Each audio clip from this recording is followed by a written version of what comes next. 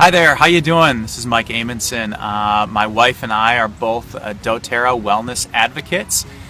We got involved with essential oils about a year ago, and what I noticed was anytime I would talk about essential oils or any time that I would bring it up to any of my friends, they looked at me like I was crazy. And so I came to realize that men and essential oils don't really mix. It's kind of like oil and water. So anyway, I thought it would be interesting to do a series of videos about men and essential oils and kind of getting a man's perspective on using essential oils and what they might be good for. Now, don't get me wrong, this is not just targeted toward men, only because our audience, if it was just targeted toward men, would be this small, very, very tiny.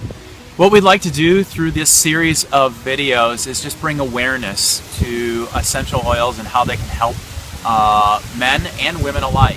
So our story with essential oils started about a year ago when Karen got some samples from a friend. I didn't think anything of it, but my wife took notice of the brand and also took notice that it was a doctor's wife that was giving us essential oils.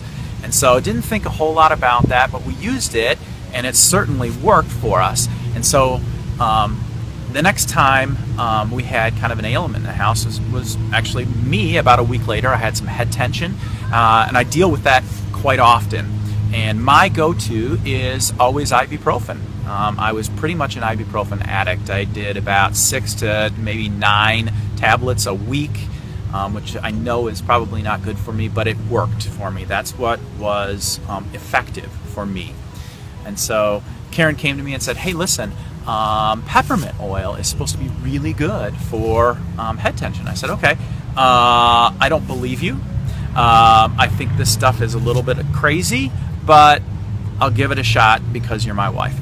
And so she came over and I said, well, what am I even supposed to do with this stuff? Like, am I supposed to drink it? Am I supposed to put it all over my head? What is it? And we looked it up in a book that we got. It said to put some on the back of my neck, put some at my hairline, and put some back in my temples. And so I did. And lo and behold, it worked. And because they were effective, I thought, you know what? We need to share this with people. We need to tell people that there's things out there besides what's in your current medicine cabinet that might be able to help. And so Karen and I both agreed, let's start sharing this with people. So as we started to share about essential oils and kind of our journey with our friends and family, and as we started to have formal classes, I came to realize that 99% of the people who are coming to the classes and that are receptive to using essential oils for health and wellness are all women. Why was this? What we had specifically told people when we were going to do these classes that they can invite their husbands because we teach as a team. It's a husband and wife, and so it's going to be fun and interactive. But we would get there and it was all women all the time, which is fine. We love teaching to women, but it still made me think and made me want to do some research. And so I came across this really interesting statistic that said that 24% of women go to see their doctor on an annual basis, as opposed to only 8% of men. And I thought to myself, that's it.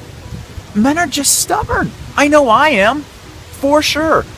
I think back at how much I pushed against trying essential oils. I mean, in all honesty, what is it going to hurt me? Really? So I put a little peppermint on, and what happens if it doesn't work? No big deal. I can always go back to my ibuprofen because I know it was effective for me.